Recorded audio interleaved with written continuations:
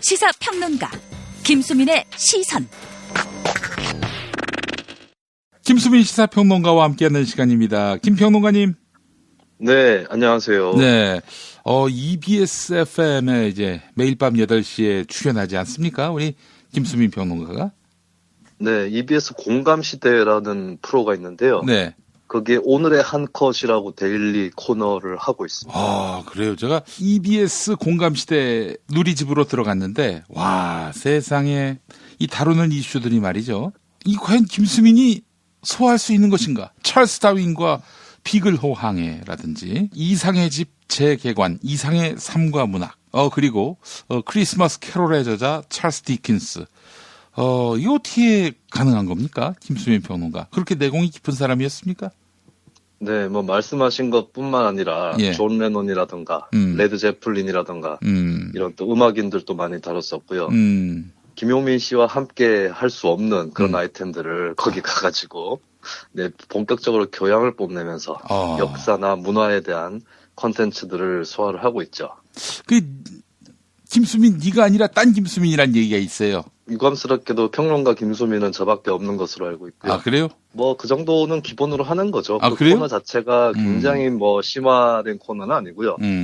뭐 처음 들어본 사람들이 입문할 수 있는 그런 도움을 주는 정도의 코너이기 때문에 어떻게 보면은 주마간산이라고 표현을 할 수 있겠지만 또 한편으로는 주마간산이라는 건 말을 탈 줄 알아야 가능한 것이기 때문에 예, 그런 말타기가 가능하다. 네, 그런 평론가다. 네. 이 정도로 말씀드리겠습니다. 일각에서는 없는 말을 막 지어내가지고 네. 감동을 조작한다 이런 얘기도 있어요. 아, 그건 뭐 제작진과 또 MC와 협업을 하는 것이라서 예. 바로 걸리겠죠. 아, 그래요? 바로 네, 걸릴 수 제가 있을 만한 그렇게- 내공이 있습니까? 제작진이? 아이, 그럼요. 그리고 청취자분들도 계신데, 예. 네, 이게 김용민 씨 같은 제작진이나 MC만 있는 게 아니에요. 지어내서 그냥 하고 넘어가도 예. 그것이 잘못된 것인지 모르는 그런 사람들만 네. 방송계에 있는 것은 아닙니다. 알겠습니다. 자, 우리 김수민 평론가가 매일 나가는 방송 EBS FM입니다. 매일 저녁 8시쯤에 EBS 라디오는 돌리면 다 나옵니다. 전국 어디서든. 네. EBS 공감시대 들어주시고 8시 정각에 나오는 겁니까? 네, 제가 출연하는 코너는 8시 정각에 나오고요. 네. 프로그램 자체는 7시에 시작해서 9시에 끝이 납니다. 그래요. 우리 김수민 평론가 코너를 많이 들어주시고 앞으로 청취율 조사 오면은 김수민의 공감시대라고 얘기해 주시면은 아마 그 EBS 제작진이 기분이 나빠서 네. 아마 김수민 평론가를 놓아줄 것입니다. 예. 네, 저도 정치율 조사가 전화로 걸려오면은 네. 사람들이 김용민 브리핑이라고 답변해 주셨으면 좋겠어요. 야, 김용민 라이브야. 네, 김용민 브리핑이라고 아이. 분명히 답변을 하셔서 예. 집계가 되지 않도록 여러분들에게 당부 말씀드립니다. 예. 자, 그래요. 월요일부터 금요일까지입니까? 공감시대? 네, 월요일부터 금요일까지고요. 네. 사실 제가 맡은 코너는 정치 현안에 대한 얘기는 하지 않는 코너예요. 문화나 역사에 관련된 그런 얘기들을 하고 있는데 이따가 뭐 궁금하신 분들은 들어보셔도 좋을 것 같습니다. 예, 알겠습니다. 우리 김수민 평론가가 출연하는 EBS FM 공감시대 매일 저녁 8시 잊지 마시기 바라겠습니다. 자, 오늘 어떤 얘기 해볼까요? 네, 뭐 지난 주말에 가장 떠들썩했던 얘기이고 또 저도 그 비슷한 배경 공간에서 활동을 했었기 때문에 예천 군의회 사태에 대해서 얘기를 하지 않을 수가 그래요. 없겠네요. 경북 예천군의회. 근데 예천이 어디 있습니까? 모르는 분들이 많아요. 예천은 뭐 경북 지역인데 경북 중에서는 좀 남부에 해당하는 그런 지역이라고 할 수 있겠고요. 예. 예천은 뭐 인구가 5만 명이 안 될 거예요. 작은 농촌 지역이고. 제가 알고 이거는- 있기로는 그 네. 군에서 시가 되려면 5만은 넘어야 하는 걸로 알고 있어요. 네, 최소한 그렇고 5만이 넘더라도 시가 되지 않은 지역들도 있습니다. 계속 까다로워지는 추세라서 그렇죠. 이를테면은 경북의 칠곡군 같은 경우는 기준을 넘었는데도 아직 시가 되지 못하고 있는 네, 그런 상태이고요. 아마 그런 거겠죠? 금방 인구가 줄어가지고 5만 밑으로 내려갈 가능성이 있는 그런 군이 그 시가 되기 어려운 거 아니겠어요? 네, 뭐 그런 측면도 있을 것 같고 그리고 예. 어지간한 군들이 도농복합 통합을 하면서 시에 흡수가 된 그런 사례가 있었기 때문에 예. 그 이후로 더 시로 승격하기가 어려워진 것 같아요. 그리고 이제 뭐 이거는 좀 주의하셔서 들으셨으면 좋겠는데, 예. 경북 지역에 삼천이라는 단어가 있어요. 삼천, 예. 삼천이 뭘 의미하냐면, 뭐 청취자분들 중에서도 이 지역에 사시는 분들 계실 텐데, 김천, 영천, 예천, 이 세 지역을 삼천이라고 부르는데요. 이 세 지역이 뭐 붙어 있거나 그런 건 아니고, 이거는 뭐 주의하셔서 들으시면 될 것 같은데, 이 삼천 지역 사람들이 못됐다라는 얘기가 있습니다. 아, 그건 무슨 얘기예요? 지역사회에서 존재하는 속설 같은 것이죠. 아, 그래요? 예, 그리고 이제 어떤 사람은 그 삼천보다 더 못된 지역이 칠곡군 양목면이다라는 얘기도 있습니다. 근데 거기가 왜 더 못됐다라는 이야기를 듣는 거죠? 그러니까 이거를 걸러서 들으셔야 되는데 어떤 특정 지역 사람이 다른 지역 사람보다 더 못됐다라고 할 수는 없겠죠. 예. 뭐 그렇게 사람의 성정이 지역별로 나누어지는 것은 아닐 테고, 이런 말이 나온 이유는 이 지역들이 과거에 경북의 교통적 요충지, 길목에 있었던 지역들이에요. 아무래도 길목에 있다가 보면은 외지인들, 타지인들이 좀 드나들기가 쉽고, 그 과정에서 타지인들을 접할 때 보통 좀 텃세들을 부리지 않습니까? 예, 그 텃세를 겪은 사람들이 아마 그쪽 지역을 다녀간 이후에 그 지역 사람들 못됐다 이렇게 얘기를 하면서 네, 근데 하필이 뭐 김천, 영천, 예천 이렇게 묶여서 다 천자가 들어가니까 삼천 뭐 이런 말이 나왔던 것 같아요. 네, 그래서 삼천이라는 말로도 좀 유명한 지역이고, 참고로 이거는 뭐 특정 지역이 다른 지역 사람들보다 더 못됐다 이거는 있을 수 없는 일이고, 뭐 그런 배경이 있기 때문에 그런 속설이 나왔다 이 정도로 알아두시면 좋을 것 같아요. 알겠습니다. 그러니까 이번 사태가 났을 때도 예천이 그러면 그렇지 뭐 이렇게 보는 사람들도 있다는 얘기인가요? 그런 속설을 믿는 사람들 사이에서는 예천 사람들 못됐어 이런 말을 하는 사람들이 있었을 것 같긴 합니다. 네. 근데 원래 이제 어떤 지역이든 간에 계속해서 많은 사람들이 오랫동안 사는 지역에서는 배타성, 폐쇄성, 획일성 이런 것들이 강하기 마련이고 그게 타지 사람들에게 드러나느냐 안 드러나느냐의 차이만 있을 뿐이지 예천 지역이라는 지역 사정은 예천만 그런 것은 아니다라고 볼 수 있겠죠. 좀 비교하자면 저 같은 경우는 이제 구미 지역은 타지 출신 사람들이 되게 많이 사는 지역입니다. 그렇죠. 예. 네, 그리고 특히 제가 활동했었던 지역구는 타지 출신이 굉장히 절대적으로 많은 도시였는데 그런 동시에 또 지역 사회를 주도하는 것은 철저히 토착민들이 주도를 하고 있었거든요. 예, 그게 오히려 그러다 보니까 토착민들의 배타성 이런 것들이 더 짙게 나타나기도 해요. 그래서 이 배타성 문제는 뭐 어느 지역에 가나 있는 것이다, 뭐 이렇게 볼 수 있겠는데, 예천 지역 같은 경우도 문제는 뭐 예천뿐만 아니라 이렇게 인구가 많이 증가하지 않고 노령화되고 그리고 새로 태어나는 신생아 별로 없고 이런 지역들이 뭐 폐쇄적이고 잘 안 변하는 그런 성격들을 갖고 있겠죠. 네, 그리고 그런 지역 사회에서 뭐 사실 이번에 박종철 부의장이죠. 폭행 사건을 저지른 그 사람 같은 경우도 전과도 뭐 있다고 하고 폭력 전과가 네, 뭐 동네에서도 그런 비슷한 일을 했을 수도 있는, 그 사람이 구체적으로 어떻게 살았는지 잘 알 수는 없겠지만 어쨌든 전과도 있는 그런 사람이 버젓이 그렇게 또 의회에 진출할 수 있는 그런 구조는 아무래도 좀 폐쇄적인 지역에서 더 두드러질 수 있는 그런 거겠죠. 그래서 하여튼 뭐 이제 예천군이라는 이 작은 지역 때문에 지방자치에 대한 전반적인 회의나 불신 이런 것들이 계속 퍼져나가고 있는 것 같아요. 그래서 이제 예천 같은 경우는 지금 주민들이 의원들 다 사퇴해라 이렇게 얘기를 하고 있는 상황이고, 그 전에 이제 예천군의회 의장이 윤리특별위원회를 소집해가지고 폭행 의원을 제명하겠다라고 얘기를 했었어요.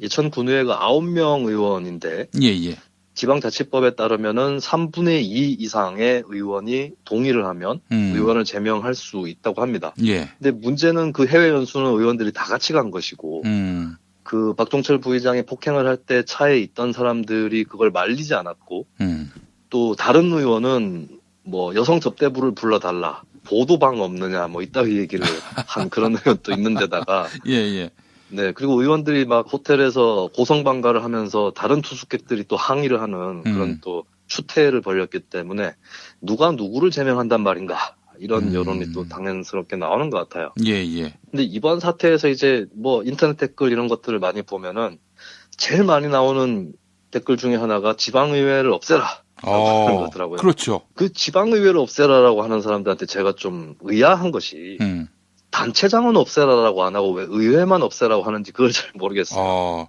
단체장은 있어야 할 것 같아요. 느낌에. 근데 단체장이 그러면 예산을 편성을 하고 하면 그걸 누가 그 예산 심사를 한다는 것인지. 그러네요. 그냥 일방통행이 되는 건데 사람들이 뭘 착각해도 크게 착각하시는 게 예천 군의회도 군의회지만은 이 농어촌 지역의 군수들 특히 이 군수들이 당선되는 족족 무슨 비리라든가 선거법 위반으로 직을 상실하는 그런 지역들이 허다합니다. 예. 뭐 되자마자 떨어지고 되자마자 뭐 날아가고 이래가지고 그 뭐 지역 주민들은 선거할 맛도 안 나고 하고 싶지도 않다고 굉장히 고개를 도리도리 흔드는 그런 지역들이 꽤 있거든요. 예. 일일이 기억이 다 나지 않을 정도로 굉장히 많이 있고 그다음에 우리나라의 지방자치라는 게 단체장 80대 지방의회 20, 80대 20의 단체장이 강세인 그런 구조에 있어요. 네, 뭐 우리나라의 중앙 정치도 대통령 중심제이긴 한데 지방으로 가면은 그게 장 중심인 것이 더 강하거든요. 예, 예. 뭐 심지어는 의회가 똘똘 뭉쳐도 단체장 한 명을 컨트롤하기 대단히 힘들다. 이런 얘기도 있는 것이고. 단체장이야 뭐 수백 명 내지는 수천 명의 공무원들을 건드리고 있지만 의회 의원들은 뭐 특별한 보좌 인력 없이 의회 사무국 인력 정도 있는 상태에서 그리고 뭐 어떻게 보면은 지방의회의 의원 수가 많다고 보기는 어렵습니다. 예. 뭐 그 사람들이 제대로 일을 하고 있는지 안 하는지를 떠나서 저도 의원을 하면서 느낀 건데 의원 한 명이 갖고 있는 권한은 의회 내에서는 꽤 큰 편이에요. 왜냐하면 의원 수가 많지 않으니까. 예, 예. 요거 뭐 몇 명 이렇게 의원 설득해서 이렇게 저렇게 하면 금방 안건이 될 수도 있는 뭐 그런 것이고 예산 심사할 때도 아무도 관심 없는 사안인데 이거 삭감해야 된다라고 계속 주장을 하고 빗대 올리고 뭐 논거를 좀 대면은 예. 뭐 다른 의원들도 그건 뭐 그냥 삭감하지 이렇게 해가지고 몇 건 되기도 하고 그래서 이제 소수파 의원 또 활동을 할 때 생각보다는 좀 성과가 있는 편이긴 하나 그리고 저도 뭐 그거를 활용하긴 했지만 그때마다 드는 생각이 이렇게 가면 안 될 텐데 너무 쉽게 한 명의 의원이 할 수 있는 게 너무 많다라는 생각이 들더라고요. 예. 네, 그 정도로 한 명 의원이 권한이 큰 거는 거꾸로 얘기해서 의원 수가 그렇게 많지 않아서인 것이고, 예, 예. 의원 수가 많지 않으면 집행부 공무원이나 단체장이나 지역사회 유지나 이런 힘 있는 사람들이 의회를 구워 삼기도 대단히 쉽습니다. 예. 네, 뭐 그런 구조들이 있는 것인데 사실 그 구조 속에서 문제는 더 크게 일으키는 게 단체장인 것이고. 뭐 얼마 전에 영화도 나왔지만 아수라라고 거기 보면은 이제 황정민 씨가 악역으로 나오는데 황정민 씨가 시장으로 나오죠.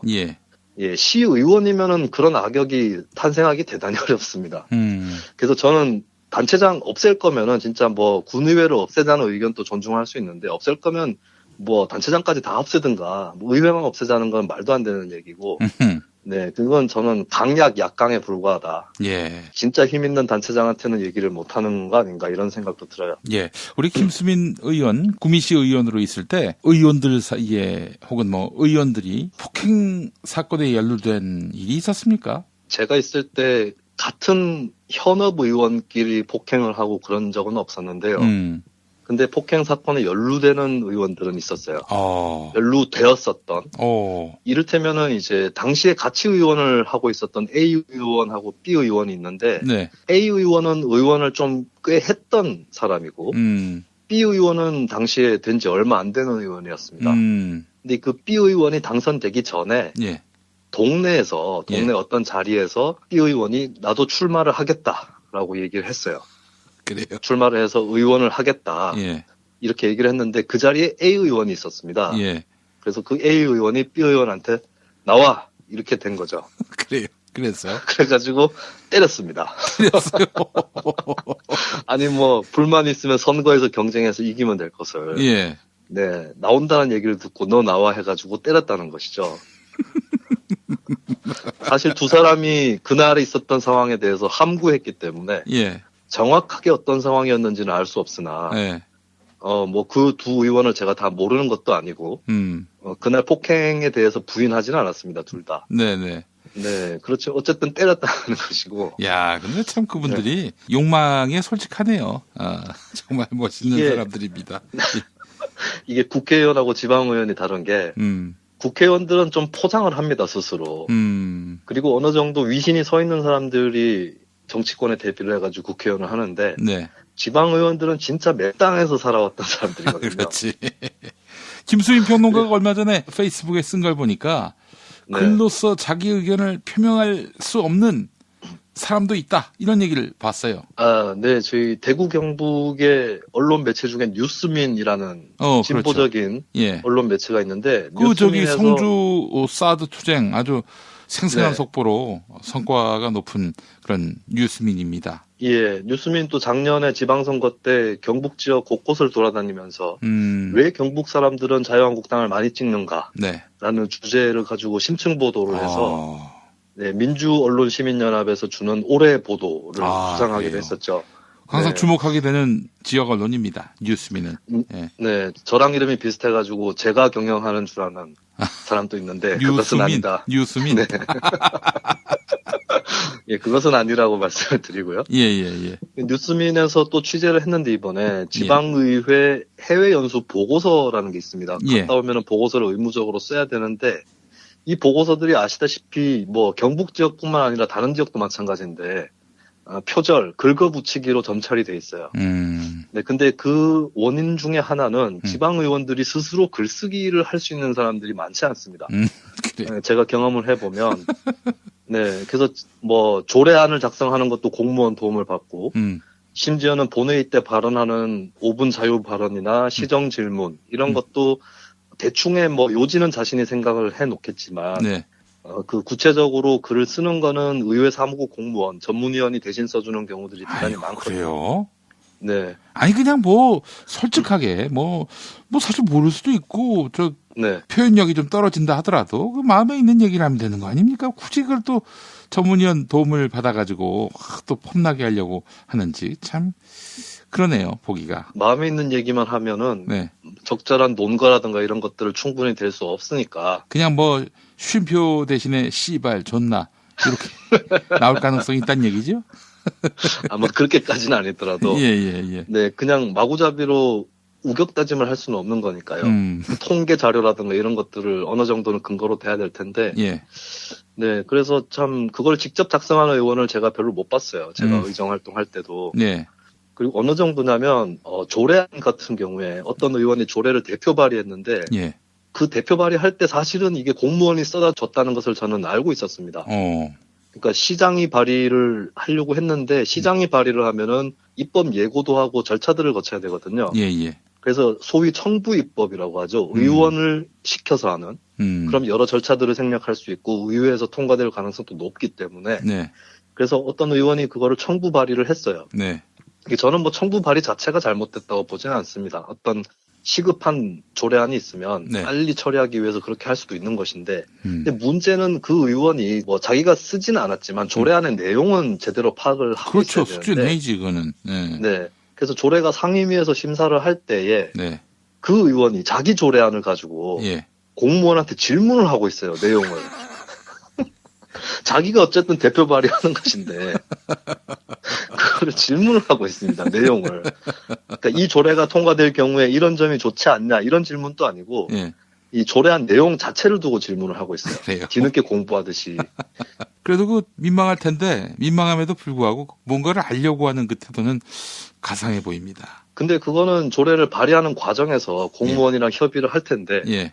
그때 그 자기 의원 사무실에서 주고받아야 될 내용을 공개 회의에서 질문을 하고 있으니까 자기가 대표 발의 의원이면서 네, 다른 의원도 아니고 대표 발의 공통 발의 의원이고 같이 그냥 서명이나 해준 의원이면 이해를 하겠습니다만 예, 자기 이름으로 대표 발의하는 거고 분명히 자기 의정 보고서에도 넣어서 자랑할 건데 네, 참 그렇게 하는 것이 굉장히 좀 넌센스였었던 것 같고 예. 이게 아마도 이제 지방의회 중에서도 좀 특정 정당의 독주가 심한 지역일수록 더 그럴 거다라고 저는 생각을 하는 것이 그렇죠. 사실 이 정치에서 언어는 굉장히 중요합니다. 그럼요.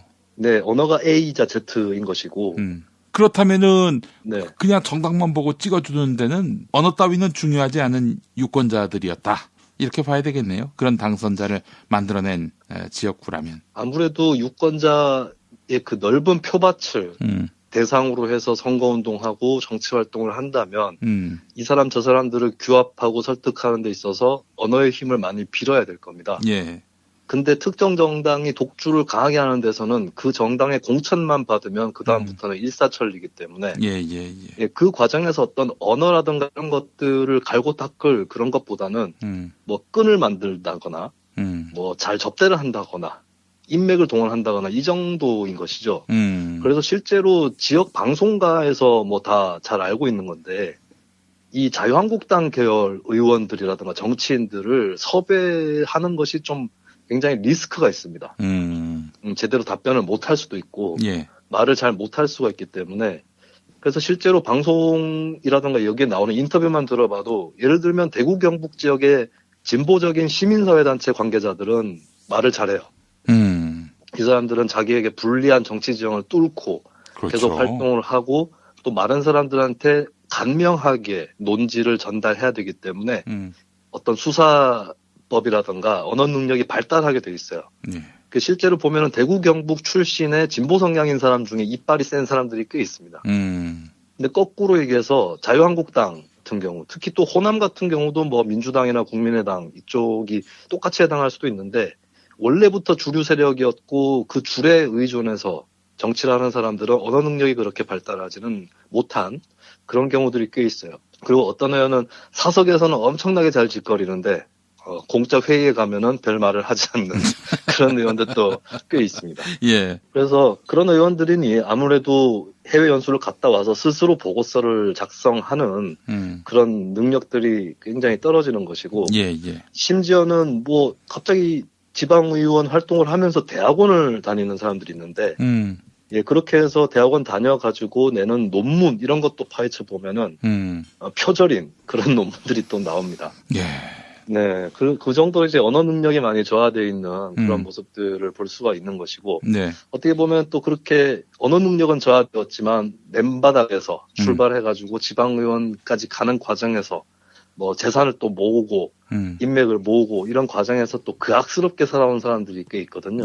그런 습성들이 의원이 되고 나서도 드러나는 그런 예 중에 하나가 박종철 부의장이었던 것 같아요.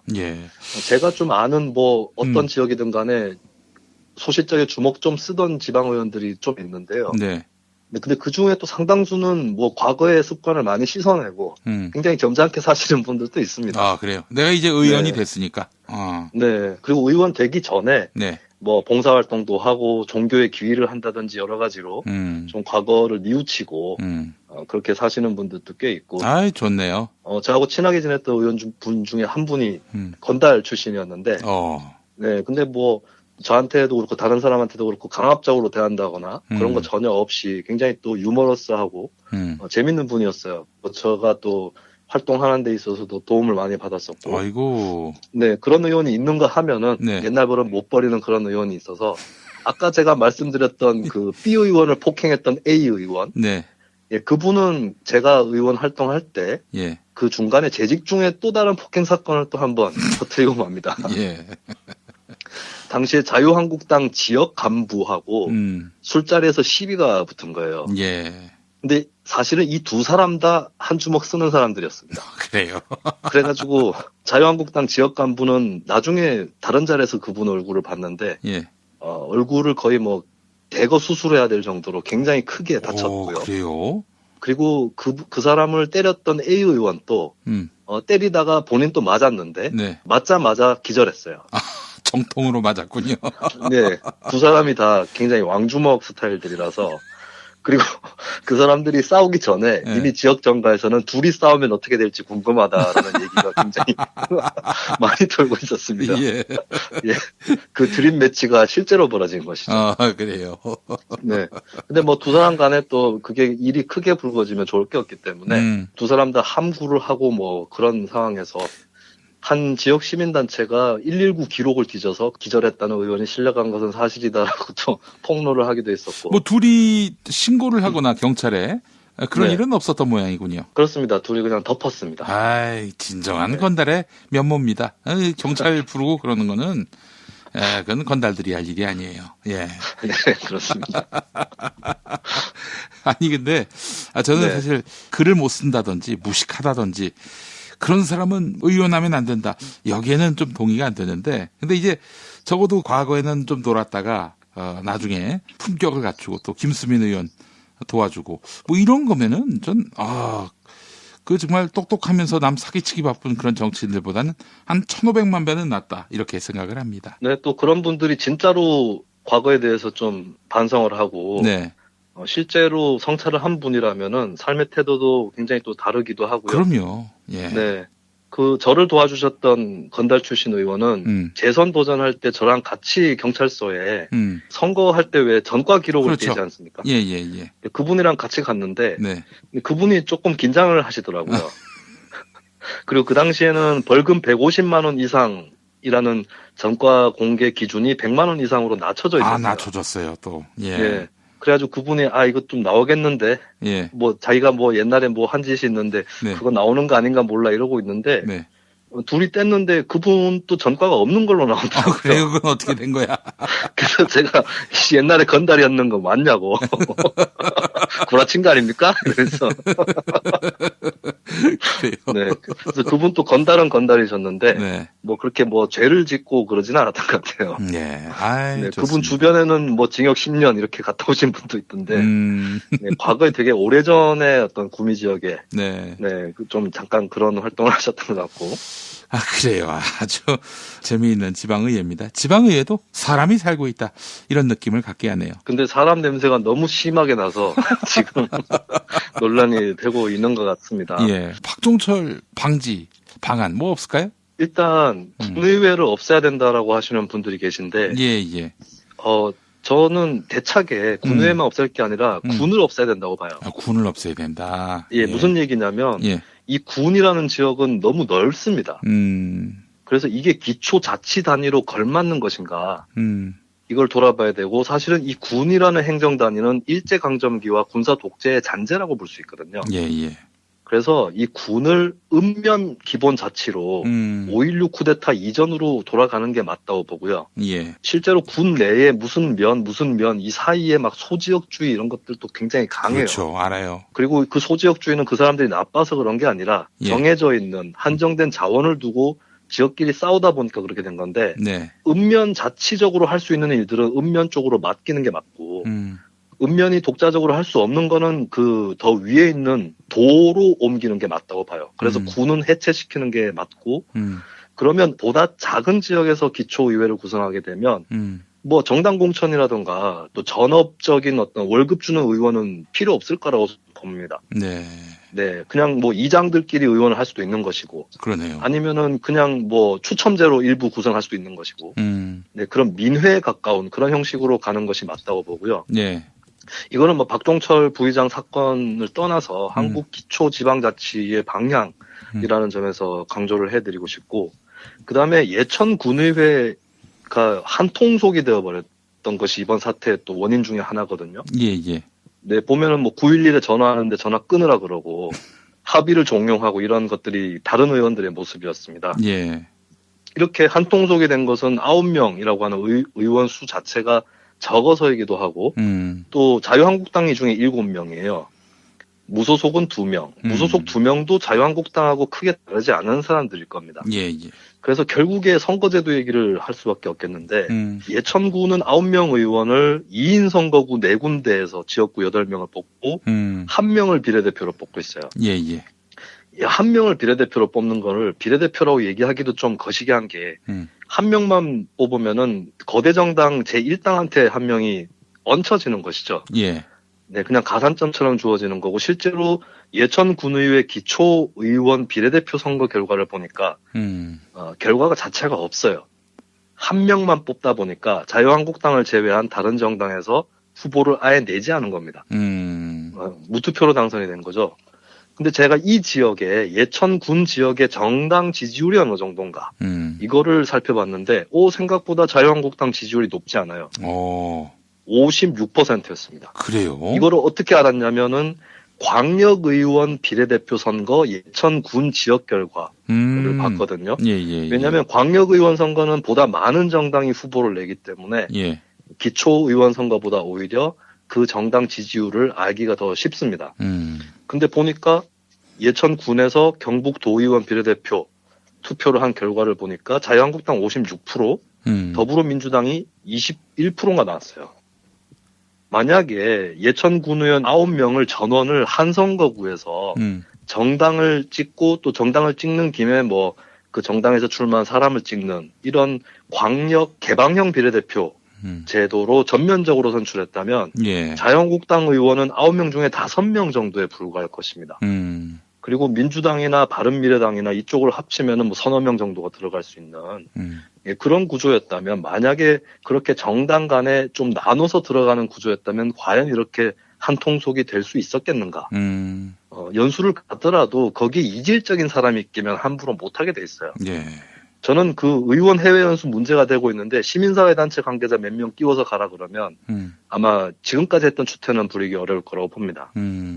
이게 해외 연수뿐만 아니라 의회의 일상적인 활동들이 다 견제라든가 감시가 굉장히 낮은 상태에서 일어난다고 감안하면 일당 독점의 폐해가 굉장히 클 텐데 예천 군의회가 많은 분들이 모르셨을 거예요. 자유한국당 지지율이 56%밖에 안 된다는 거. 그리고 민주당 지지율도 20%가 넘는 지역이라는 거. 이걸 네. 감안하고 또 지금 예천 군의회에서 데모하고 이런 거 보면은 군에서 네. 국민들도 굉장히 깨어있는 분들이 많다라는 것을 새삼 느낄 수 있는데 이런 국민들을 다 배제, 소외시켜버린 결정적인 요인 중에 하나가 선거제도였다라는 거. 이거를 분명히 짚고 넘어가야 될 것 같습니다. 그렇습니다. 오늘 중요한 교훈을 또 하나 얻었습니다. 어떻게 지금 예천군 군민들이 다 물러나라라고 하고 있는데 물러날까요? 의원들이 자기가 어떻게 해서 그 자리까지 갔는데 라고 하면서 네. 안 물러날 가능성이 대단히 높아 보이고 만약에 셀프 제명이라든가 사퇴라든가 이런 것들을 하지 않으면 주민소환밖에 답이 없거든요. 근데 주민소환도 참 갈 길이 먼 게 예. 일단 주민소환을 임기 첫 1년 사이에는 못하게 돼 있어요. 그래서 주민소환을 하려면 올해 7월부터 가능하도록 되어 있고. 그러네요. 예. 그 다음에 지역구 유권자 중에서 5분의 1 이상이 서명을 해야 됩니다. 이 자체도 그렇게 뭐 쉬운 과정은 아닌데 어쨌든 농촌 지역은 좀 밀도가 높기 때문에 주민 간에 뭐 이렇게 여러 조직들이 서명을 받으면 받을 수도 있겠으나 또 투표율이 주민 소환이 발효가 됐을 때 투표율이 3분의 1이 넘어야 투표함을 개봉할 수가 있거든요. 이 3분의 1이라는 게 만만치 않습니다. 예. 우리가 재보궐 선거할 때 투표율 생각해 보면은 뭐 잘 알 수 있을 것이고 예전에 제주도에서 제주도지사 주민 소환이 발의가 돼서 투표까지 간 적이 있었는데 그때도 3분의 1이 안 돼가지고 투표함을 열지 못했었거든요. 그래서 좀 이런저런 과정들을 좀 거치다 보면은 그렇게 쉬운 길은 아닐 텐데 근데 어쨌든 지금 불이 너무 많이 붙었고 그래서 다른 지역과는 좀 다른 그런 사례가 나올 수도 있지 않을까 이렇게 생각이 들고 이게 뭐 몇 달 지난다고 해서 가라앉을 것 같지는 않아요. 그렇죠. 그래서 예. 좀 지켜볼 필요는 있는 것 같습니다. 예, 그때도 우리가 잊지 말고 이거 말이 되는가? 이런 지방의회 의원이 웬 말이냐라는 문제 인식을 흐리지 말고 함께 했으면 좋겠다 하는 생각이 듭니다. 예. 자, 그래요. 김수미 평론가 오늘 수고 많이 하셨고요. 예. 우리 또 다음 주부터는 또 새로운 코너로 우리 함께 할 텐데, 예. 김수미 평론가의 활약을 기대하겠습니다. 예, 고맙습니다.